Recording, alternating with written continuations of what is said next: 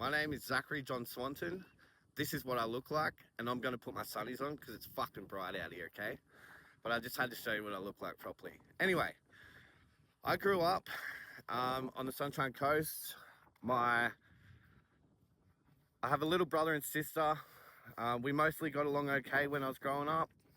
Obviously, we had our fights all the time as kids do, but it was mostly all love, okay? And I didn't really get to know him until I grew up. But anyway, growing up, I was very sporty. I love my sport. I love my cricket, my footy, and that was life for me, okay? Growing up, I thought life was normal, but as I've gotten older, and I went through what I've been through, I've realized that a lot of it wasn't actually that normal, you know? It just seemed normal. And what I mean by that is, my dad was also like very aggressive, okay? And he was an alcoholic. He wasn't a bad person. He didn't do extremely violent things to me. There was just a lot of aggression, okay? I still talk to him these days. I still love him. I have forgiven him. It's just generational trauma that's been passed on to him and then passed on to me. But I'm breaking that change. I'm making the change and I'm breaking that curse, breaking the chain of generational trauma. But anyway, growing up, there was a lot of alcoholism, okay? And for one example, my dad was never that present. And a good example of that is my mum, bless her soul, played a father-son cricket match with me, okay? And it was actually hilarious because she was holding her boobs down with her pads on, her gloves, holding the bat. She had to drop the bat just to hold her boobs down and run to the other side of the pitch. Like, what a fucking legend of a woman, you know? But yeah, growing up, like, I just love my sport. I love playing on the street with the kids. I always had to be home before the fucking street lights went on, or I'd get my ass whooped, or I'd be grounded. I wouldn't be able to play outside for the next week. If I didn't do my chores, I wouldn't be allowed to play footy. Now, that actually worked for me because, fuck, I love my footy more than anything, you know? And no discipline would have fucking solved anything, but take footy away from me, fuck, you'll get anything you want. So that actually worked. But yeah, so as I got older, like I moved schools to another primary school. Like I made some mad friends there. I became school sports captain. So that was the lifestyle I was heading in at that time. And I was about 13. Oh no, I was 12, and I was sports house captain. So my life was good, you know. I was responsible, mainly responsible. I still do little mischief shit, but it wasn't bad, you know. But anyway, once I hit 13, I was in high school. It started off okay. I made some good friends. I knew a lot of older people from sport and just, I don't know, just shit. But I would always I was one of the kids that I wasn't shy. I was just naturally confident. I felt confident within myself. I would always dress to impress. And it was just, I don't know, I just felt like I had this vibe that only certain people gave off, and I attracted them people and they attracted to me, you know? But I was 13, my fucking dad left. Shit happened, I'm not going to go into it. But for me, that was very confusing. I was sad, I was angry, I was mainly angry, but most of all, I was confused and I felt abandoned, okay? All I wanted, which I didn't get growing up, was a best mate for a dad. And I lost that, you know? I never had it. And it's something I saw other people have, and it's just something I fucking wish I had, you know? But anyway, life goes on. I learned a lot of lessons from it, and I'll get to that. But once I hit high school, and dad left, I started smoking weed. Now, that started off to numb my abandonment issues and my feelings and my emotions. And I thought it was social, but it wasn't. That then led to, when I was 15, speed. MDMA, and the list goes on. When I was 15, I was doing all that shit. I was hanging out with an older crowd, and in a way, because I was hanging around women a lot, they taught me to be a man, but in the wrong ways. And I didn't realize that until now, you know? Like, I am grateful to have them in my life. They were there for me when no one else was. So I'm forever grateful. But, you know, I couldn't stop partying. I loved it. I loved the euphoric feeling. I loved numbing my pain. I loved numbing my thoughts. And I just wanted to escape life constantly. And I became an addict. Or I was already an addict at the core before I started drugs. I just didn't know it. So anyway, my sporting career ended. I was fucking excellent, and I'm not exaggerating, not talking shit. I was fucking extremely good at cricket and footy, okay? I could have went either direction, and I chose footy over cricket. So when I was 18, I played rep football for the Sunshine Coast Falcons. And I was training with the Q Cup squad when I was about 16 to 17. I was training with, I got ripped out at 18s, under 18s, and played A grade when I was 17 and I was halfback. I was the best halfback in the club and I was 17.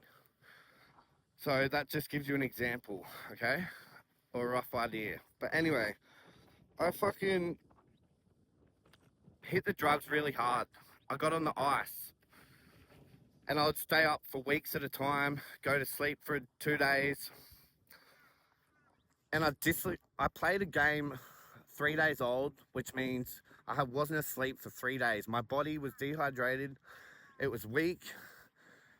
And I just fucking went in. I got tackled heavily. So I did a big dummy and run, ran half the field. Someone chased me down, jumped on my back. I tore my groin and hamstring in 3 places each. And my femur, your femur goes into your hip socket. It's your biggest leg bone. That popped out the back of my hip socket and I was sitting on it. I didn't know what happened. I knew it was bad because I couldn't fucking move. I was in excruciating pain, but I was also in shock. So I didn't really feel it. I couldn't move a fucking thing. I knew something bad had happened. I got stretchered off the field. I didn't have a tear in my eye because I was in shock. As soon as the ambulance got there, they noticed my foot. I can't really show you, but the difference between, if I had both my feet out straight, the gap between one foot to the other was about from here to here. So something was gone, okay? Anyway, that sent me on a downhill spiral. And one thing I left out is once I started smoking weed, I started dealing it to support my habit so I didn't have to pay for drugs. So I became a dealer. And yeah, like, I just went fucking downhill after that footy injury. I smoked ice, did MD, did a whole heap of shit for, how old was I? So probably till I went to rehab when I was about 24, 25. So about 7 years I smoked ice every single day, constantly. Not just here and there, constantly, okay? I didn't fucking come down. When I came down, I was sleeping for 3 days because I was up for fucking 2.5 weeks.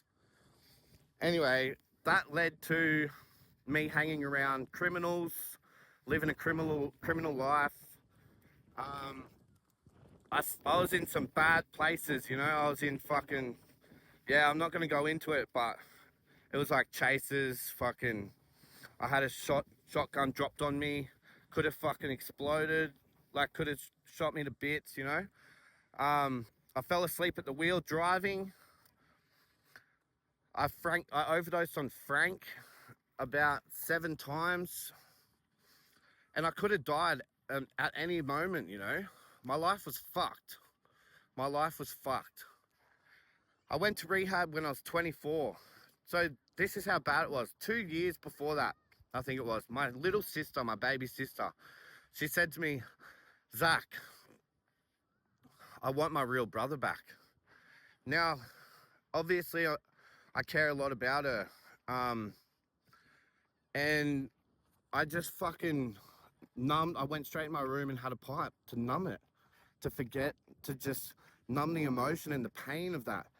And I thought about it, and you know what? I realized I didn't even know who I was. I didn't know that I had changed from the real Zach to a drug addict's fucking nobody, lost, completely lost and broken Zach, you know? And fuck it, it took me 2 years to go to rehab after that. Oh, fuck, man. I wasn't supposed to get emotional on this video, but oh, it's got me. Like, I'm an emotional person. I'm very sensitive. I take things personally. And yeah, so after rehab, I got clean. My life changed. I was saved. I got love back to life. So I could have stayed, I could have left after 3 months. Anyway, after 3 months, I did a lot of inner work. I did a lot of trauma work, writing out my fucking traumas, answering them with my caseworker. And I fucking only started crying after 3 months. I finally broke down. And they told me I could leave if I wanted. I'd done the first level. So there was level 1, level 2. And I said, I'm only just getting started. Like, I was there to do it properly. And after 3 months, I wasn't ready. And it goes from level 1 to level 2 after 3 months. So I was like, you know what? I am going to stay for another 3 months and finish level 2. Now, in rehab, I met some of the best people I've met in my whole life. We were all there to help each other, and more importantly, we were there to save ourselves and start fresh and actually start living, you know, because we were all broken. We should have all been dead. And statistically, everyone that went to that rehab, 1 in 4 died. And that's no exaggeration. 1 in 4 died. We planted roses for everyone that died in a garden there, and it was chockers, okay? It was fucking full as. This shit is real. It's fucking scary, and it doesn't take it. There's no fucking forgiveness with addiction. Like, you can die at any moment for any reason, and there's no forgiveness from the disease. So it's real shit. Anyway, I stayed for another 3 months, and I put on 23, 24 kilos in the 6 months. When I went in there, I was skin and bone. I had big black bags under my eyes. And when I left, I was fit, I was ripped, and I felt in the best shape I've ever been in my life. And mentally, I had learnt a shitload about myself. I discovered who I was. I discovered my defects, everything that was wrong with me mentally and physically, fucking all my traumas. I fucking journaled about them. I fucking got to know myself properly, which I'd never done before. And a lot of people in the world have never done that. So don't judge recovery for shit if you don't know anything about it, because I bet you any money, if you're living a normal life, I bet you any money you still haven't done the normal recovering addict has done, because it's fucking mind-blowing. And I bet you have no idea about it, but a recovering addict, if they do the program, they work on themselves more than most normal people living an everyday life do, and they know themselves better than them people. But anyway, it's a long story. But yeah, after rehab, I still wasn't ready, and what I thought would be the best choice was just to change my drug of choice, okay? I still wasn't ready to accept that I would be an addict for the rest of my life, and I thought I could handle doing cocaine instead of ice. So I went back out into the party scene. Now, I wasn't physically fucked like I was on the ice, but I was spiritually broken again. no matter what drug you use or how often you use it, including alcohol, your life will be a downhill spiral no matter what. Like, yeah, believe it because it's fucking truth. But anyway, I used cocaine for I'm 29 now, came out, so about 4 or 5 years. I've used cocaine, sometimes heavy, sometimes socially, but I went downhill, okay? I was broken again. I lost my identity. I just wasn't living. All I'd do was waste my week. I'd work, I'd get money, and then I'd spend it on drugs again. And I was going fucking nowhere. Like, no one could help me, even if they wanted to. I was fucking borrowing money off my little sister to pay for my fucking habit instead of paying my bills, you know? That's how fucked up again I got. And that's not me. That's not who I am. I love her. I respect her. And the normal me would live with integrity, and I lost all that because of the lifestyle, you know? And the habit, the addictive nature. Anyway, I met who I reckon will be my wife forever and ever and ever, okay? And she lit the spark in me before it went out or before it got more water on it, like, and went away. The spark was still there, and she lit that shit. She breathed life into me. We actually went to school together. So there's no such thing as coincidences, okay? There's no such thing as luck. You attract who you're meant to attract. And I attracted her. Like, she attracted me. It just worked out. But it was meant to be, okay? I never got loved correctly. I never got appreciated. It was the exact same for her. So with me and her, we respect each other on a whole different level. Neither of us pretend. For the first time in my life, I've never pretended to be in love or pretended to be someone I wasn't just to make her happy. I haven't done that once. And she fell in love with the real me. She fell in love with the broken me.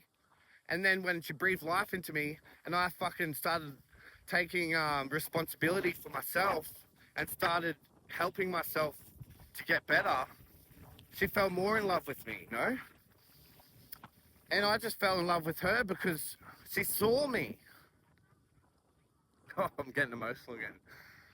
Oh, man. She saw who I was, man. Like, she saw me for me. She knew she knew how cool, how good, how fucking the man I could be if I fucking put the effort in, you know? She saw all the features, all the fucking morals, all the fucking traits of a fucking good man, and I fucking proved it to her that I can be that man. And here's why. I got desperate for change. I reached out to one of my mates I went to rehab with, and he's still clean to this day. Fucking good person, good brother. Anyway, I reached out to him and I said, bro, I'm broken. I'm a mess. I need help. Where do I start? You know, and I blabbed on about how bad my life was getting, and he didn't give a fuck. All he said was get to a meeting. And I was like, fuck, that's a short answer. But it was true, you know. He couldn't explain to me how to help or what I could do to get help or just how he could help, or the fucking best way to get help as an addict is just to go to a meeting, because that's where you hear the message. That's where you get all the help you need. And it doesn't happen straight away. Now, that's what I've realized over time.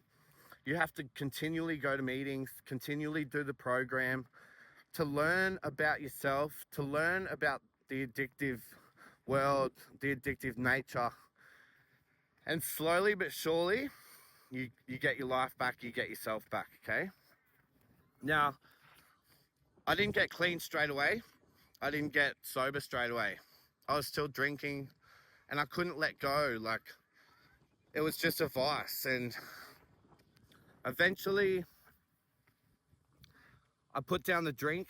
So what happened was I didn't do drugs for like 2 weeks, but I was still drinking, and I wasn't getting honest, and I wasn't living with integrity. So I wasn't living to my full potential. Anyway, I fucking had my birthday. I ended up blacking out, pissing on my mate's hallway floor, okay? That's how fucking bad I was as an alcoholic, let alone a drug addict. Like, it's all addiction. And that's when I knew I had a problem with everything. I knew I needed to save. I just knew I needed to fucking put the work in and take action, you know? And I was sick and tired of being sick and tired. So I became ready. And that was my when I had my wake up call, and I'm like, all right, the time's now. Stop fucking around and just make shit happen, okay? So what I did is I went to 3 meetings a week. I took my recovery seriously. What I did, I accepted that I would be an addict for the rest of my life, okay? Now, I just fucking did 3 meetings a week. After about a month, or maybe a month and a half of 3 meetings a week consistently.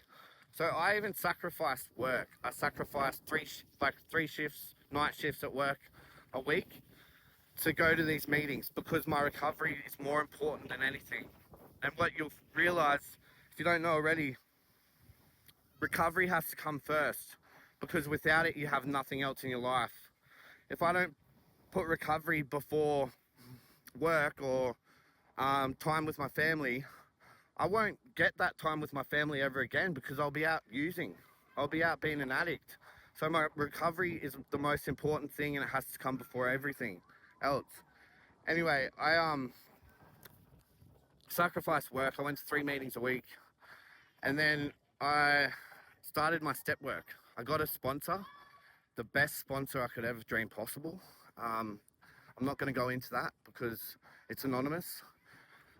But yeah, I've got the best sponsor. I'm truly grateful. And he's someone I look up to very, very much. And I respect him a fucking shitload.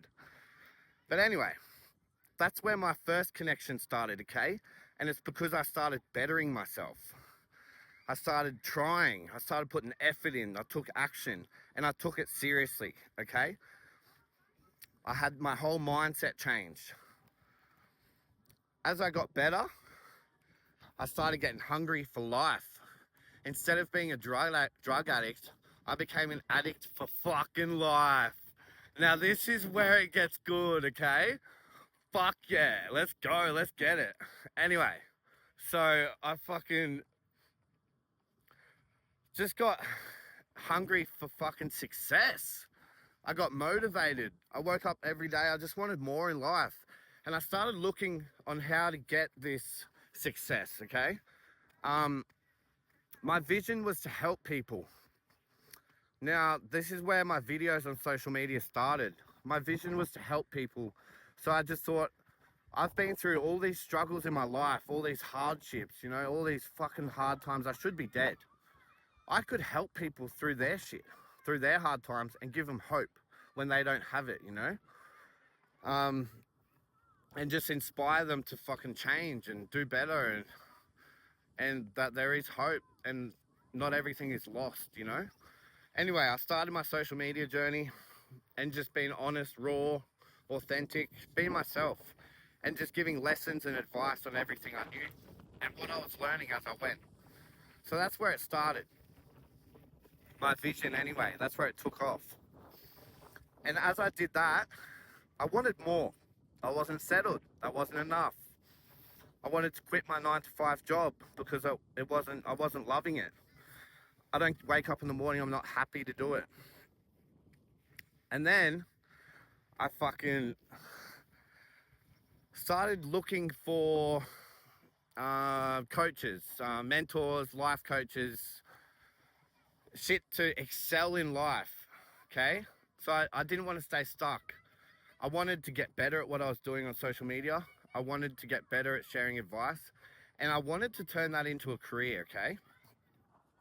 And what I did is I knew I figured out what this thing called self-development is. Now my partner showed me, she has like an online business. They do self-development, but I wanted something different. It wasn't for me, and it just didn't feel right.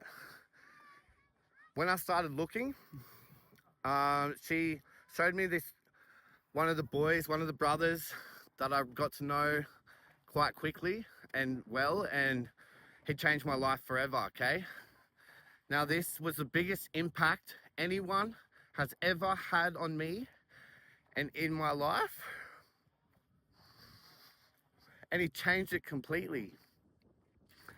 The trajectory of my life went from even to fucking bang, skyrocketed. No one has impacted me in the way he did. His name was Jackson. Now I'm forever grateful for that relationship. Things didn't go to plan, but God has a plan for all of us. I truly believe that. And even though he's not around, he's still in my life, and he's working magic every single day. Because what he did is he created connections that started the next trajectory in my life. So I went out to dinner. This was another thing that changed my life.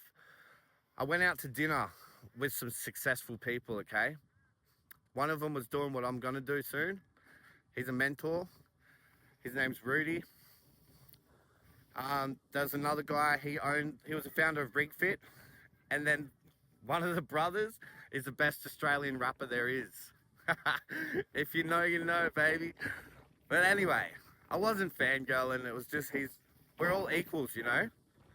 The only difference between some fuckwit and loser and someone like them is they are bettering themselves and they're developing their life and their individual self. It's the only difference. They want more and they're doing everything to get it. And I started becoming that person, and I met them at the right time because they are bringing me to the next level, all right? And so meeting Jackson is only because I started bettering myself, okay? The best way to explain it is there's no such thing as luck and there's no such thing as coincidences. I went searching. I became hungry. I wanted more. I put the effort in to search for a fucking coach, someone that I fucking could look up to, someone that could be a mentor slash brother to me. And what happened was I found the perfect guy, and it was meant to be. And it's only because I fucking worked hard for it and it got put in my life. I attracted that. You attract what you put out. So I attracted Jackson, and it was meant to be. And then after that, you know, I felt lost after some shit went down, but that's where it started again. I wasn't actually lost. I was just about to reboot. And now, Rudy, the brother, he's taking me to the next level. And I'm doing what he did. We just work on ourselves. We work on ourselves, we grind, we hustle. We do our diet, we do our routine. We fucking train. And not only is it physical, it's mental, okay? We study, we reflect every single day. And that's where I'm at now. See, I'm leveling up every single fucking day. I wake up before the sun daily. I reflect daily. I study daily. I train daily. I eat clean daily. Count my macros. This is just the fucking beginning. And what I mean is there's no such thing as luck. I didn't meet these people by accident. I earned it. I became one of them. And I'm gonna become stronger still. And the thing is, all of us are becoming stronger. We don't settle. We don't fucking settle for anything because there's no fucking limits, okay? There is no limits to life. There's no limits to yourself. You can be as successful and fucking strong and fucking just a mad cunt. You can be the best of the best, all right? If you fucking earn it. There's no such thing as luck. There's no such thing as shortcuts. You get what you put out. And there's no such thing as coincidences. So literally, I was just doing a video in the last 2 days, okay? I met a fucking another successful up and coming rapper slash mentor at the park. I just bumped into him. And at first I'm like, oh, this is random. It's not random. I fucking earned it. I was living at a high frequency, okay? If you don't know what a high frequency is, fucking Google it. High frequency operating is next level living. Just to fucking give you an example, or just a brief example. Anyway, high quality frequency, you're putting out the highest fucking levels of like energy and you attract that back. Now this guy was operating at the same fucking level. And that is why we met. That is how we got put in each other's lives. That will keep on happening to me all the fucking time if I'm operating at a high frequency. No doubt about it. And I believe it. I truly believe it with all my heart and soul. And you know what? There's no doubt in my mind. And I'm grateful. Like, I wake up, I've got a great connection with God. He's my higher power. I've got a great connection with fucking good, motivating, inspiring people. And I will be the next. I promise you that. This is my fucking, the start of my testimony. The start of how you get to know me and how I became me. And then in about 12 weeks time, woohoo, you're gonna see a whole different level. Like, fuck, this is me now. Like, wait till 12 weeks, wait till tomorrow. I get better every day. I put the action in, I put the work in, and it pays off, you know? There's no easy shit, it's not given to you. You earn it, you earn it.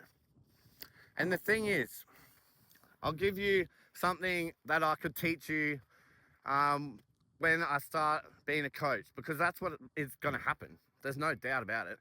I'll give you a little stepping stone, okay? Or a little quick tip with something I know already. That's helping me. If you want something in life and you want it bad enough, if you just want it in your mind and you're like, yeah, I really want that, rah, rah, rah. If that's all it is to you, you're not gonna get it. See, if you have a vision, if you want something and you fucking work for it, and there's no stopping you, you're an unstoppable force of nature, you're a fucking psycho, you're an animal with this shit. Nothing will get in your way. That is the difference between wanting it emotionally and wanting it mentally. You have to emotionally want this shit. See, I was fucking nearly throwing up 2 hours ago and I couldn't sit still. I got on the phone, I started connecting. Now I'm doing my 10,000 steps because this shit doesn't stop. I want something, I have a vision to fucking be a coach, so I've got to know what it takes to be that person. I've got to go through that shit, and it's not easy. But I love it. I fucking love it. You know why? Because it's what I want to do with the rest of my life. Partly anyway, because I bet you once I do that, I want to level up again, and that's just the beginning. Like, but yeah, at the moment, that's my vision. That's what I want, and I'm doing what it takes to be that next level fucking person, evolving into the new Zac Swanton. Hate it or love it, I couldn't give a shit because I love it and I'm proud of it. I'm proud of myself. I've come so fucking far in life and I've completely done a fucking U-turn even in the last fucking three or so months. I've become a whole different fucking character. I've rebuilt myself and I'm just better than I've ever been in my whole life. Within 3 months I've done this, and it's because I put the effort in, took action, and I wanted it more than anything in the world. More than anything. Look at me fucking go. But yeah, that's just a brief update of my life, who I am, so you can get to know me. There's plenty more to come, so stay tuned. And much love to you all. Let's go, let's get it.